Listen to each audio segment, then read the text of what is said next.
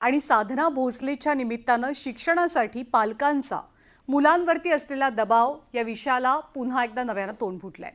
या दबावामधनं दरवर्षी हजारो विद्यार्थी आत्महत्या करतात आणि ही परिस्थिती अतिशय चिंताजनक असून मुलांसोबतच पालकांचं समुपदेशन होणं सुद्धा मोठी गरज असल्याची चर्चाही रंगू लागली आहे। 3 इडियट्स या सिनेमाला 1.5 दशकांपेक्षा जास्त काळ लोटून गेलाय। आमिर खानच्या सिनेमाची कथा आजच्या समाजाला लागू होते।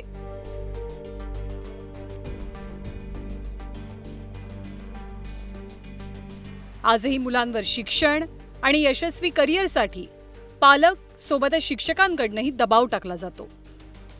लाखोंची फी भरून पालक मुलांना ऍडमिशन तर घेऊन देतात, पण त्या अभ्यासक्रमासाठी आपल्या मुलाची तयारी आहे की नाही आणि त्यात येणारा ताण त्याला झेपणार आहे की नाही याचा कोणताही विचार केला जात नाही।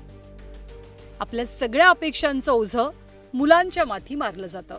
पालकांचं मुलांवर प्रेम नाही, तर पालकांचं फक्त आपल्या अपेक्षांवर प्रेम आहे। माझी महत्त्वाकांक्षा जर तू पूर्ण केली तरच मी तुझ्यावर प्रेम करेल, अन्यथा मी तुझा बळी घेईल। या टोकाला हे पालकांचं महत्त्वाकांक्षाचं प्रेम गेलेलं आहे। मुलांचे मार्क्स हे मुलांच्या जीवापेक्षा किंवा त्यांच्या आयुष्यापेक्षा महत्त्वाचे आहेत का, हा प्रश्न प्रत्येक पालकांनी आपल्या स्वतःला विचारला पाहिजे।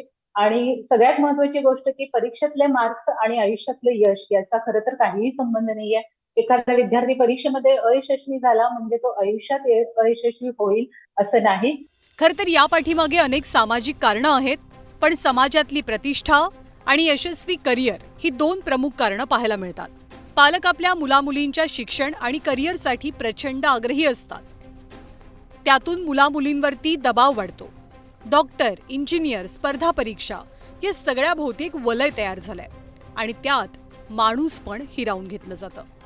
आपण समाजानं डॉक्टर होणं, इंजिनियर होणं, क्लास 1 अधिकारी होणं या गोष्टीला जे अवास्तव महत्त्व दिलंय, तर या अवास्तव महत्त्वाचा सुद्धा अप्रत्यक्ष हा परिणाम असतो। एक साधा शेतकरी होणं, एक चांगला माणूस होणं याला आपण जितकं महत्त्व देत नाही, परंतु आपण UPSCचे निकाल लागल्यानंतर ज्या प्रकारे आपण सगळेजण त्यांना सगळ्यांना डोक्यावर घेतो किंवा डॉक्टर, इंजिनिअरच्या या सगळ्या नीटच्या परीक्षांना जे करतो, तर याचा हा परिणाम आहे। बहुतांश अकॅडमीमध्ये शिकणारी जी मुलं आहेत ती प्रचंड निराश झालेली असतात, उदास झालेली असतात आणि मला यामध्ये चांगलं स्कोरिंग होत नाहीये म्हणजे I am good for nothing, मी आयुष्यात काहीच करू शकणार नाही, अशा प्रकारचा विचार त्यांच्यावर बिंबवण्यात येतोय। मग तो पालकांकडून होतोय, मग तो अकॅडमीकडून होतोय आणि हे जाणून बुजून होतंय अशाचा भाग नाही। याच्यामध्ये प्रबोधनाची खूप मोठी गरज आहे।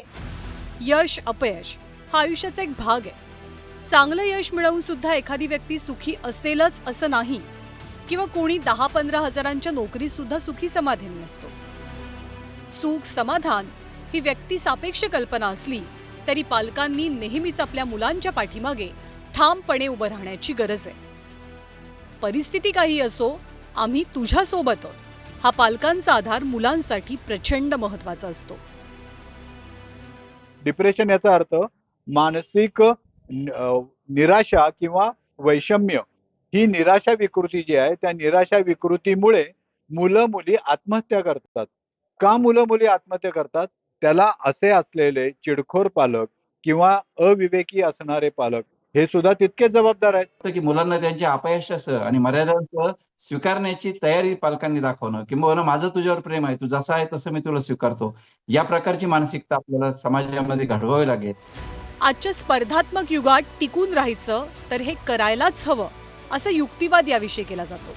पण 3 इडियट्स मधल्या रॅन्चोच्या तोंडी असलेला हा डायलॉग बरंच काही सांगून जातो, आणि तो म्हणजे कामयाब होने के लिए नहीं, काबिल होने के लिए पढ़ो।